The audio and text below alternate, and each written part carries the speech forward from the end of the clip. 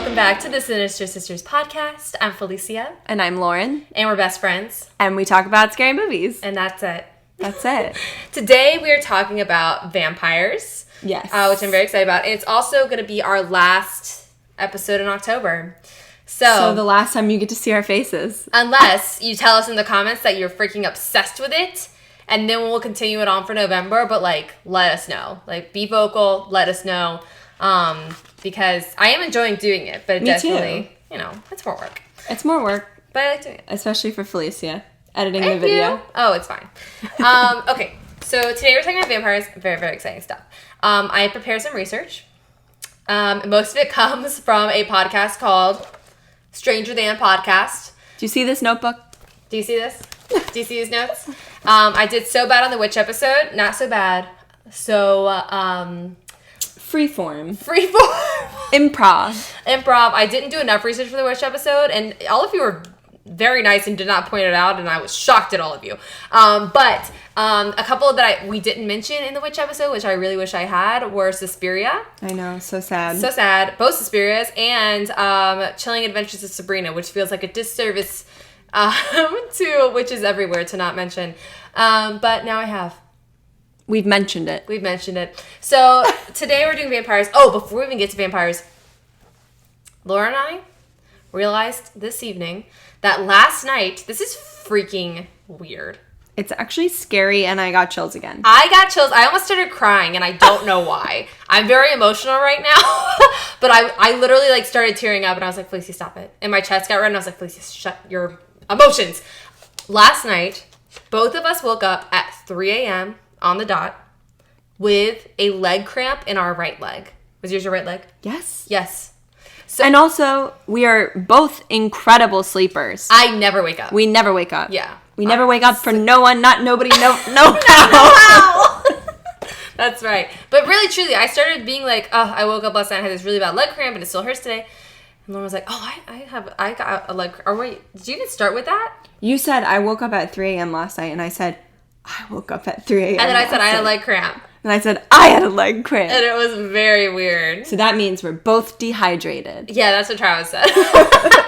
Which I'm sure is true, but also, the fact that we both woke up at 3 a.m. on a very specific day, it's somebody let us know if anything was going on in the universe. We're recording this early, so I'll just tell you today is October 16th. So if anything was happening at 3 a.m. on October 16th, please let us know. Please let us know. Because it's really freaky. Okay. Or maybe we're witches. On the podcast, if you're just listening, you didn't get to see our very strong expressions. Okay. So a little bit of vampire history before we get into movies, if that's okay. Once again, this history stuff I got from the Stranger Than podcast. Highly recommend you listen to it because it is much better than whatever I'm about to say. So in that podcast, they talked about sort of the beginning mythology of vampires having a lot to do with women, and a lot to do with women eating babies specifically, which I think is interesting. I think that's a couple of things. One, because women have been inherently distrusted since the beginning of time, thought to have evil powers. And I'm just saying, you're right. You're right. We woke up at 3 a.m. And also a lot of children died very young throughout history. I wonder if it's something about periods. I just had that thought. Maybe periods. I don't know. We're real bloody. We're real bloody people, you see. And so that is an interesting one to start. Also, there are some the first one that they mentioned is Lilith, who was Adam's first wife, who was banished from the Garden of Eden. She had a bajillion children, ate a bunch of babies, and is used in a lot of satanic mythology as well. Not in my Catholic Bible. Not in Lauren's Catholic Bible, but in other stuff. I don't know that much about that, so I'm going to keep going. Another one that is just interesting because I've heard about this Hindu goddess another place as well, but Kali, who drinks the blood of her enemies and men. That's actually what I'm doing right now. That's oh my god! Well, the blood of my enemies. Yes. But mostly men. And I know a little bit about Kali because I went to a very interesting lecture on Satanism in like culture and media, which was like very cool. It was from that like, I'm gonna link it down below because I can't remember the name of the institute. It's like starts with the M. And it's difficult for me to pronounce, but Magical Mr. Mistopheles. That's it. But it was a very interesting lecture. But they talked about Kali in that as well, and just sort of about these like female figures that like drink blood. So, but the first like sort of vampire story is a Greek one, which I think makes sense because all the original stories seem to be Greek. But this starts out with an Italian man. My favorite. Lauren loves an Italian man. And I am Italian. And Lauren is Italian. And okay, so basically this is the love story of Ambrosio and Celine. So buckle up because I'm going to tell this probably kind of wrong, but I'm going to do my best. So Ambrosio is he's an Italian dude. He's on a boat. He goes to Greece. He wants to meet the oracle at Delphi. Both. Somebody tell us.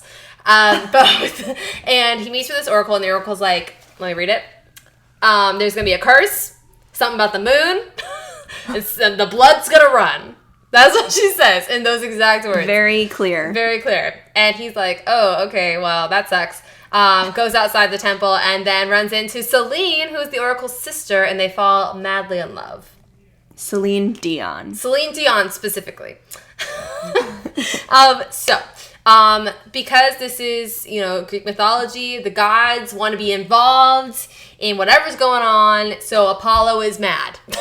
I don't know why he's mad or why he's involved in this specific story. He has a lot of investment in Celine. He's a lot of investment in Celine, apparently, but he's pissed. So, Apollo curses Ambrosio and says that from henceforth on, or whatever, the sun is going to burn your skin. So he can only come out at nighttime, which gives us, of course, the nocturnal parts of a vampire. This thing I just realized I haven't researched or found in my research was where like the bat mythology comes from. If anybody knows anything about that, please let us know in the comments. Okay, so that's the first part, is he can only walk at nighttime. So he's in this cave, like really sad, bummed out because he can't see Celine anymore because, of course, Celine's awake during the daytime, and apparently they just couldn't figure out their schedules. And so Hades is there in this cave, and Hades is like, oh, Ambrosio, you seem so sad. And he's like, well, my love's Celine. And he's like, oh, well, I have a deal for you. If you can steal Artemis's bow and bring it to me, then I will let you and Celine come chill in the underworld in hiding and love each other here forever. And he's like, okay, great. So he goes to Artemis. There's some other stuff in here about some swans and him killing some swans and writing letters with the swan's blood. I kind of don't remember that part. So we're just going to gloss over it. We're just going to ice skate right over it, move on to the next part. Which is, he goes to steal Artemis's bow. He gets it, good for him, but Artemis is, of course, a god, and she's like, no. And so she curses him that he can no longer touch silver. It will burn his hands. Burn anything he touches that's silver. And so he drops the bow immediately, and now we have sort of this thing where in a lot of, I'm going to say mostly Eastern European, but it's probably more than that too. There's a lot of like folklore, and not even just folklore, just documentation of bodies being dug up and them having iron stakes through them to like keep the body held down. And so through the very little research I did, the understanding I have is that it's a lot of people not understanding exactly how death works, a lot of people being buried alive, a lot of people having, so sometimes after people die, they have twitches and can even make noise because of their system is still sort of working. I know it's kind of icky to think about, but poop coming out, all kinds of horrible things, which is why we probably have we have wakes now to just keep them in that box a while outside the ground, make sure they're dead. Sorry, Lauren. But it is interesting that this created enough of a fear that the dead were coming back to life. Okay. And so he's like, Ambrosio's like, oh, but here's my love story. And Artemis is like, okay, I see. Well, I have a deal for you. Another deal. And he says, She says, I will give you the strength and speed of the gods. You will be immortal, and I will give you fangs. And I can't remember why the fangs were a thing, but that's what the podcast told me, and I believed them because they sounded very smart. But you will get, you'll get all these things, and you'll get Selene, but you have to promise that you and Selene will only worship me as a god forever and ever. Just me. And he's like, seems right. And she goes, also, you can't sleep with each other. I don't know why that is. And he's like, sure, whatever I can do to be with Selene. Aww. Aww. That doesn't sound like a real guy. And so, they are together. They are happy for many years. Selene and She sings Ambrogio. My Heart Will Go On. She sings My Heart Will Go On over and over and over again until he's like, I think we should see other people. I'm just kidding. That doesn't happen. But what happens is, which we see in many a vampire story, is that Ambrogio gets old. I mean, Ambrogio stays the same, and Selene gets old. She gets older. Classic vampire love story. Exactly. And so he's like, hey, Artemis, this is not going to work. She's going to die, and I'm going to be really sad. And so she's like, okay, here's what we'll do. You can go touch Selene. You can feed her your blood. She will then become immortal, and you can live forever together. And that's what happens. Selene says, yum, yum, yum, yum, yum. Yes, exactly. Delicious. And that's sort of the origin of the vampire story in Greek mythology. The real question is, like, was then she immortal at 80? Which is such a bummer than the story that we get all the time, which is if you're not vampired by 18, you're too old. You're too old. So, now, the next bit of vampire stuff is going to come out of the 1897 novel by Bram Stoker, which is, of course, Dracula. Ooh, very nice. Thank you. I practiced. No, I didn't. So, this is the story of Dracula. He is based off of Vlad the Impaler, supposedly. And Vlad the Impaler was this really angry dude that killed, according to some, like 200,000 people, which just seems like a lot of people. A lot of people. With his own hands? No. No, it was a lot of war. So a lot of that. He also probably was exaggerating because he's like a man and he's just going to be like, I killed so many people. It was really 10. It was really 10 people.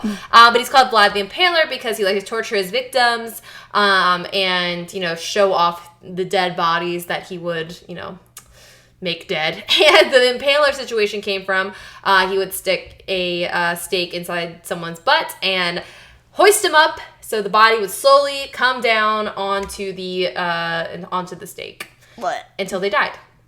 So that's a bummer. I hope that never happens to you. So that's Vlad the Impaler.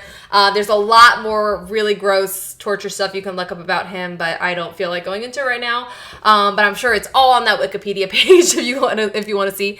And then the last bit of I think this is like outside of Dracula, but that we got a lot of our mythology from is Elizabeth Bathory. Did I just say her name wrong again? That was right. It was? Okay. Elizabeth Bathory, who she was basically royalty, high nobility, royalty, unclear. But she liked to kill little girls from ages 10 to 14. And she would torture them and kill them. Her whole staff was in on it. It was really fucked up. Once again, if you want to look up that torture stuff, all over the internet. I think there's sort of a Miss Hannigan situation. Kind of, but much worse. There's also, I think there's like a couple of movies about her as well, but I don't know them. We'll check that out. We'll check it out. And then she's also the one that is famous for bathing in blood. Oh. Which, do you remember that? There's like some famous paintings of like a woman bathing in blood, and it's her. I mean, maybe I'll try it. Yeah, I mean, apparently it makes you very young and pretty. Okay. So. I'm open. And she did get put on trial eventually, but because she's royalty, nothing really bad happened to her. But she was just put on house arrest in her castle until she died. The end. But Sue, from there, I think we can sort of move on to movies. Oh, and also, I just want to say, in addition to the iron stakes being in people's body, they would also a lot of times see piles of stones on top of bodies or stones stuffed into bodies, which is really gross. But just to make sure that people, yeah, exactly, to make sure that they're coming back up after they were supposedly dead, which was a big problem for many, many years until very recently, which is very stressful to think about. Okay, now we're into movies. So, first vampire movie, most people know this, 1922 German film, Nosferatu. Credible. I said incredible. Oh, they said credible. I was like, yes, very good documentation. But that is very famous, and that depiction of the vampire comes up in many, many, many things. Even actually, I was recently thinking about the season 1 of Buffy. The evil dude in that, at the end of the season, looks very much like Nosferatu. Has a lot of very similar things going on. And, of course, Lauren wants to mention. Oh, I mentioned to Felicia before we started recording that Nosferatu I always think of in the SpongeBob episode. There's a spooky SpongeBob episode where at the end they all go, Nosferatu. And it's very cute. And it shows Nosferatu. That was my first. And also, but also the end of, or the Gur Arg production company that makes Joss Whedon stuff. Oh, yeah. Gur Arg. He looks very much like Nosferatu as well. Totally. Anyways, so the first, so that's 1922. 1924, Dracula, the novel gets turned into a play. And then from there, I don't know what happened until 1931. So a little blank space of time. If you want to fill it in, go for it. 1931, we have the Bela Lugosi Dracula. And this, as far as my understanding, seems to be the first clear imagery we get of Dracula in a recorded state that we still hold on to today, which is, of course, the cape, the widow's peak, slicked back hair, the fangs, the pale skin, to suck your blood, the Transylvanian accent, and all of those things sort of give us that first imagery. And I even think up to, like, yes, vampires have gotten quite a twist on them in the last maybe 20 years. But even I remember, like, my brother dressing up as a vampire at Halloween, and he was very much the Dracula. Like, that is the vampire costume. So after that, we have someone else taking on the role. We have Christopher Lee in the Hammer film, Horror of Dracula, from 1958. And I think starting here and continuing on, vampires started to get a little bit sexier over time. Mm-hmm. Okay.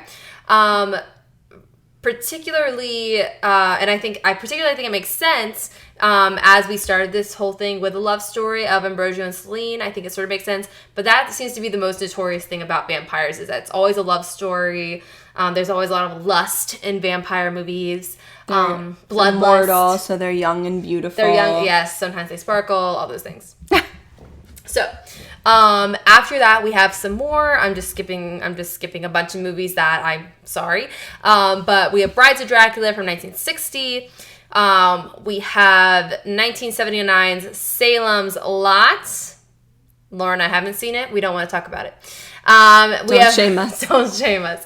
We have 1979's. So actually a bunch of stuff from 1979 in particular. I always think it's interesting when, like, one year has a lot of one kind of movie. Totally. Which I feel like also happens sort of all the time. Like, I don't know if we talked about this in a different podcast, but the Munsters and the Addams Family premiered the same week on TV. Like, it's stuff crazy. like that is so weird.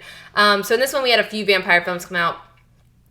Salem's Lot, we have Nosferatu the Vampire, which is a German film, and then we have the Frank Langella Dracula from 1979, which I did watch, and it was awesome. Did you really? I loved it, yeah. Oh my I God. watched it this week. It was great. Is it campy? No. Oh. No, it's not campy. It was great. And and also, interestingly enough, I feel like Frank Langella is the one that I remember the most. Oh, really? And I don't know why that is. I don't know why that is. And then we also get some of that same Dracula energy, speaking of, in the Munsters and the Addams Family, particularly like the slick back widow's peak hair seems to be a real spooky thing. Yeah. Makes people look spooky. Okay, continuing on a little bit, a film that I didn't actually finish yet, but I started last night, and that is The Hunger from 1983. David Bowie. Susan Sarandon. Come on, people. Dreamcast. Editing, very weird. That's like what I noticed when I was watching it. I'm only like half an hour in, and the editing is like the weirdest thing I've ever seen. Wait, what year is this? 1983. It feels almost like... Was this his first acting role? Maybe. He's upset. He's upset. I don't know, maybe. But Close. It's very... The editing makes it like sort of difficult to watch in a strange way, but I can sort of see why it didn't become a cult classic that you would think a film with Bowie and Susan Sarandon would be. Because I'm like, why isn't this like one of my most beloved films? Why have I not seen this? And it is a little weird to watch. And I don't know why. So then we have another year of a lot of vampires. Mm-hmm. And I know you've seen at least one of these, maybe two. I'm not sure. Yeah. 1987, we have two vampire movies come out. We have Near Dark and we have Lost Boys. I've seen them both. Great. Okay, me too. Love them both. I saw The Lost Boys much more growing up. Near Dark I saw in the last year. And I think I saw Near Dark first. Oh, interesting. But I didn't love it as much as Lost Boys. Yeah. I saw Lost Boys more recently. So here's the thing. Lost Boys did very, very well at the box office. Near Dark did terribly. It flopped. Maybe because Lost Boys was clearly the more fun and young option. Yeah. Also because Near Dark had like a lot of... Their distributor or whatever was going out of business. They had a lot of like money problems, and that film basically didn't get very promoted. And Lost Boys had a lot of money behind it.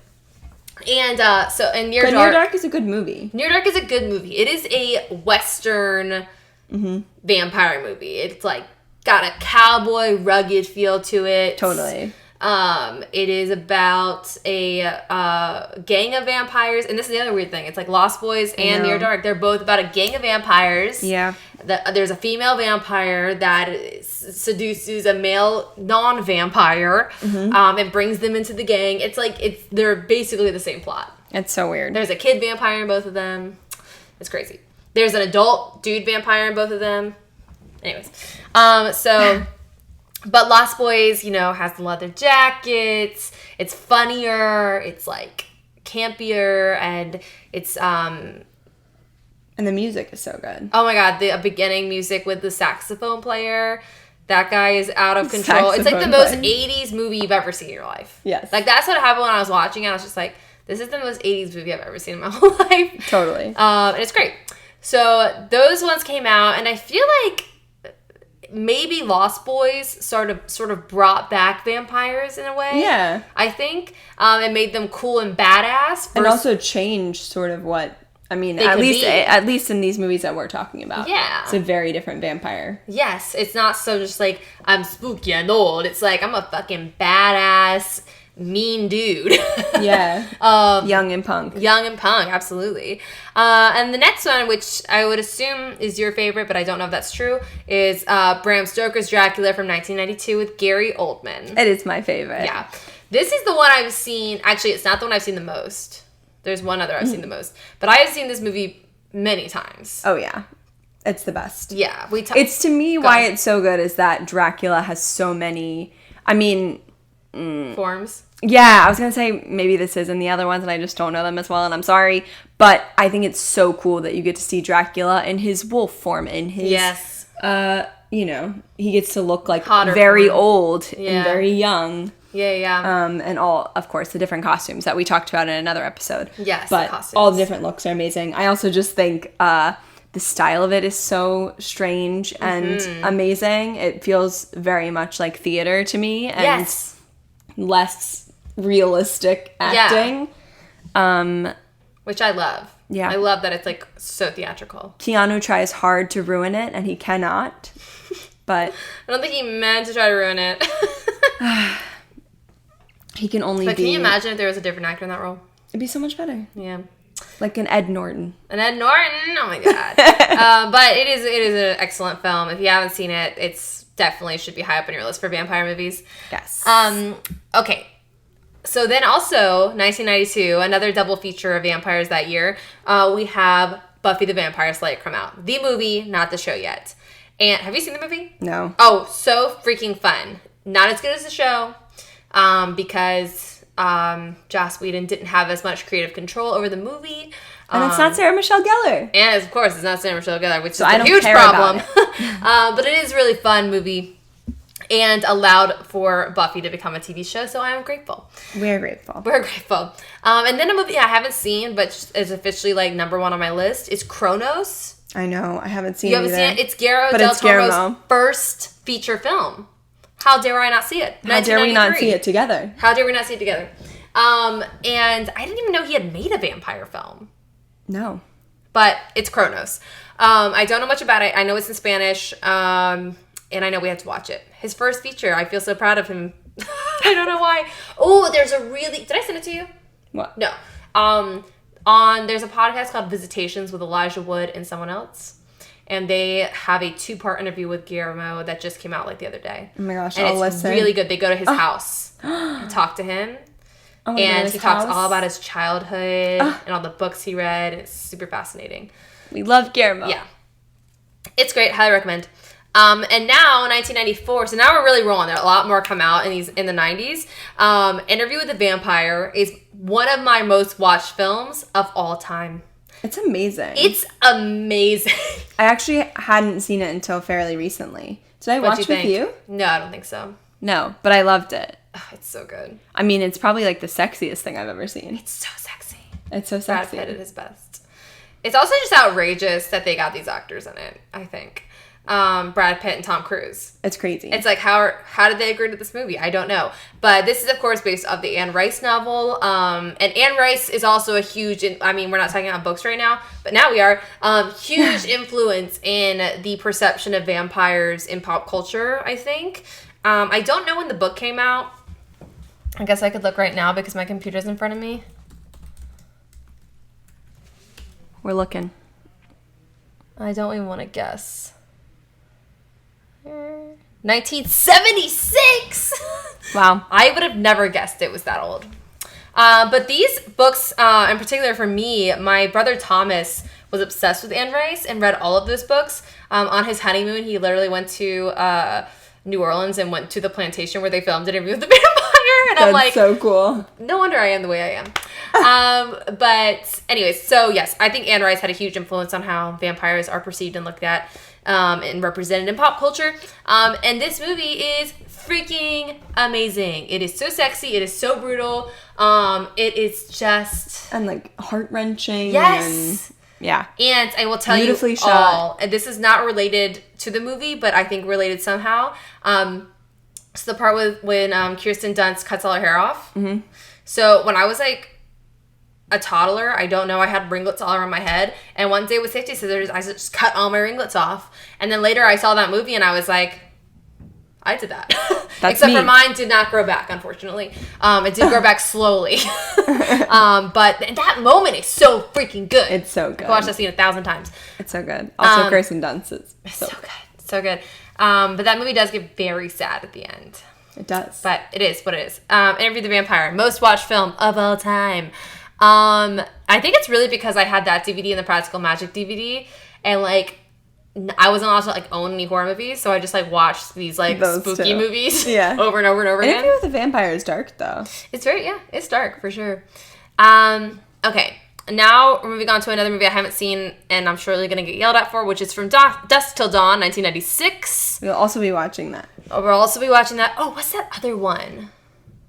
I can think of like one of the scenes, but I'm missing a big movie on here. I think in the 90s or early 2000s. Vampire? Yeah. I think it might be early 2000s. I'm not sure. But if I figure it out, I'll let you know. 1997, the most important year in American history, the year when Buffy the Vampire Slayer came out on television. So, incredible. This is my favorite show of all time. I'm sure I've talked about it a million times. I think it's an incredibly important show. And it gives exactly what we wanted for sexy-ass vampires. You have a couple of love interests that are vampires for Buffy. You have Angel, who is, of course, the brooding, dark vampire that he's got a soul. Oh, that's something I forgot in the Ambrosio tale is Hades says, if you don't bring me that bow, I'm going to take your soul. Nice. And because he doesn't bring the bow back, he lost his soul. So we have Angel, who's like the brooding dark vampire. He has a soul. He doesn't, he feels so guilty for all the death he's caused. And then we have Spike, who's my personal favorite. Who also has, though it's bleached blonde, the slick back hair of the Bela Lugosi situation.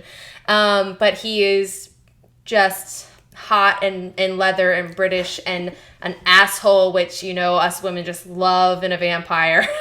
I'm an Angel girl, but it's okay. I'm a Spike girl and I can't help it. She can't help it. Can't help it. I like a nice boy. I mean, Travis is a very nice boy, so what am I saying? But Spike is very hot. Okay. And Buffy the Vampire Slayer is an amazing show, and I'm sure we could do a full episode on it. Yes. But I feel like this is the one that's already running long, and we're only at 1997, so let's keep moving. Okay, there's another movie I haven't seen, but the reason I'm talking about ones I haven't seen is because these are the ones that stood out to me that I wanted to put on my list. This one, 30 Days of Night. Have you heard about this one? 2007. It looks really cool. It's on the list for us to watch later. And then one of my other favorite films of all time is the 2008 Swedish film Let the Right One In. I have watched this movie a lot of times and I freaking love it. That girl is so good. Eli, yes. I don't know any of the actors' names in this movie and I'm so sorry. But Oscar and Eli, they're adorable. It also became a play that the Scottish National Theatre did that they then put up in my hometown of Frederick, Maryland. And I saw it. And wait, did we not see it together? We did. Yeah, okay, good. No, we saw. I was like, we saw it. So the National Theatre of Scotland, they brought it to New York like 4 years ago. Yeah, something like that. Laura and I saw it. It had one of the best, most effective jump scares I've ever seen in a theater. Yeah, it was great. And then I saw a community theater version of it in my hometown, and I was so proud the whole time. Anyways, I love Did they put them underwater? Yes. Wow. Oh, do you mean at the community theater? Yeah. No. Okay. But they did at the National Theatre of Scotland. If you know, the greatest scene in that film is the pool scene, which comes towards the end. It's a very slow, heartfelt, it's a really cool vampire movie. But all the action happens sort of in one scene, which is one of the greatest scenes of all time. It's so brutal. If you haven't seen that one, I highly recommend it. I've not seen the American remake. I'm assuming it's not good. It's not bad. Okay. Did you watch that one first, though? No. Oh, good for... Okay. No, I saw it second. No. But I watched it. I'm sorry, I was thinking about it, but I watched it because it's Chloe, so I had to. Yes. We do like Chloe. It's not quite as good, I feel like, but I feel like it was a good retelling, just not quite as good. Did you know that Carrie Musical came out in like the 80s? Yeah. I did not know that. Now she knows. I thought I knew that the one that was here however many years ago in New York was the revival, but I didn't realize that it was like such an old musical. I think they should remake it. I think they should redo it. For Broadway. Like they should make new songs. Oh yeah. It feels a little old. I was listening to it today. I'm on a musical theater kick right now. Okay. Unrelated. Let the Right One In is a great movie. Also in 2008. Very, very different. But, I would say hugely culturally impactful, Twilight. Totally. Yeah, so Twilight is Stephanie Myers. And I can't remember what year the book first came out. Somewhere in the early 2000s. Yeah. I read all of them. Me too. You did? Oh, That's good to know. I was going to ask because I didn't know. And more than once. Yes, I loved them. I thought they were amazing. They were freaking sexy. They were just sexy enough for how old I was. They felt dangerous and they were full of everything that I was feeling as a teenager. Yes. I was just about to say, I think some girls are looking for their Prince Charming, and I think what's messed me up with boys is I'm looking for Edward Cullen. And he doesn't exist. He doesn't exist. Anyway. But he is in a movie called The Lighthouse coming out this month. Edward Cullen. But yeah, so it's and it's so funny because it made this huge thing where it's everybody, Twilight is has been the butt of jokes for many, many years. Sparkly vampires, hormonal teens, unrealistic expectations for women, bad boyfriend behavior on Edward's parts. People are women shouldn't be treated in the way Edward treats Bella. All these different things that came up through these books that had people talking about it on a cultural level. It was huge. Even, this is really throwing it back. In my high school I can't remember. Oh, Mr. Urbana.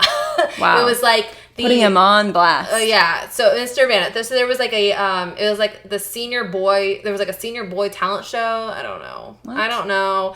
But one guy did this whole skit of being Edward Cullen, and somebody threw glitter at him. Like I was like, this is like culturally impactful right now. Yeah. Yeah. And it's like the movies came out, and even though the movies are not as good as the book, the soundtrack is banging. If anybody remembers, the soundtrack to Twilight is banging. And the aesthetic of the movies, I think, is really interesting. Mm-hmm. It's like very pale. Everything in that movie is very pale. But yeah, it's so interesting because everyone made fun of Twilight for so many years. And I feel like people are just now coming out and being like, I liked it. Yeah. Well, yeah, I think people definitely looked down on it, for sure. I will say I was one of those people that I read all the books, and then I was like, the movies are so bad. They're nothing like the book. This is terrible. So, but I still like watched all the movies in theaters. I did too. I went to a lot of midnight premieres. To hide. Oh, I also have a funny Twilight story where this guy, I will not name him, but in middle school, he wanted to read the books but didn't want anyone to know. So at the end of class, I would slip it in his backpack. And then he would bring it back when he was done with it and ask for the next one, and I would slip it in his backpack. And then they made Sweet, Sweet Love. No. I was in middle school. But he loved the books. And that is so funny. I know, but he didn't want anyone to know. And I was Where is he today? I honestly don't know. He was like an artist. I don't know. Like an artist. Are you out there? Are you watching this? I'm sure you're not. Okay. Are you Edward Cullen? Are you Edward Cullen? Okay. Are you who I've been looking for? Should we do a sign-up form? Okay. Anyways, so Twilight. Next one, I just want to mention, because I watched it last year, I guess, but Thirst from 2009 is a Korean film. Have you seen this? Mm-mm. It's a Korean vampire film. It's very strange because there is a lot of comedy in it that I understand as an American I am not registering correctly. And it is very weird. But it's about, that is an interesting movie because it portrays vampirism as a bad thing. Like the people that are vampires don't want to be vampires, which I feel like is somewhat in these things where it's like they understand it's a burden. Yeah. It is a burden to live forever. They're broody or whatever. But it's still somehow sexy, but in The Thirst, it is not a sexy thing. It's just terrible. It's just terrible, which I think is interesting. It is. Because a lot of monsters, I feel like, are not perceived as sexy. Mm-mm. Like, I would say nobody is really thinking Frankenstein is sexy. Or zombies. Like, no one is, like, except for that one movie, no one is, like, sexually interested in zombies. Yeah. But vampires, because they are creatures that are the closest to humans, I guess, in a way. But in The Thirst, it's, even though there is a lot of sex in that movie now that I'm thinking about it, but it's not glorified. Vampirism is not glorified. Then one that Laura and I both watched this week, which I'm so excited to talk about, is Only Lovers Left Alive from 2013. It's so good. Which is about, like, hipster vampires. Like, artsy, brooding. Yes, have a lot of feelings, have been around for a long time, so have read a lot of old books and really pride themselves on that. But I love that they call blood the good stuff. The good stuff. It makes it like all seem like it's drug related. Yes, that's exactly what it feels like. It feels like blood is drugs. And they're like paying high dollar for it. Yeah, it's really interesting. And it's a very slow, sexy movie. Mm-hmm. There's a lot of wearing sunglasses indoors. Also, Tilda, I just was thinking Tilda's about it because, outrageous. I mean, Tilda's everything I've ever wanted to be. But she is like 20 years older than Tom Hiddleston. And I was like, when do we see that? I know. It's always the woman who is the younger one. Yes. And I thought it was so fun that he was. That's really nice. And they are very hot together. They're very hot. It's great. Oh, and then what's her name? The little sister? Mia Wasikowski. That seems pretty close. Yeah, something like that. She's also very fun in this movie. She's so good. A very different character than she normally plays. I was going to say, I really feel like Tim Burton and her, something didn't go right with Alice in Wonderland. Because she's not good in that. And she's been good in everything else. Something went wrong. And you would think, like, she seems such, like, a Tim Burton actress. Yeah. Something is not right.